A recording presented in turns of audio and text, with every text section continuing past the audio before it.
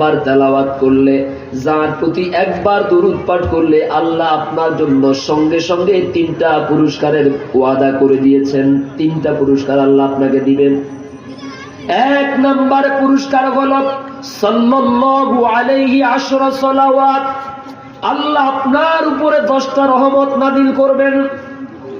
আমার মায়েরা বোনেরা, আজ আমাদের ব্যক্তিগত জীবনে অশান্তি, পারিবারিক জীবনে অশান্তি, সাংসারিক জীবনে অশান্তি, সামাজিক জীবনে অশান্তি, রাষ্ট্রীয় জীবনে অশান্তি, সর্বত্র অশান্তি আর অশান্তিতে ভরা।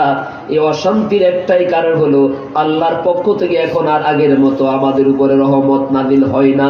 একটু বুঝার চেষ্টা করেন। গতকালকেও দেখলাম নোয়াখালীতে এক জায়গায়, নোয়াখালীতে এক ব্যক্তি তার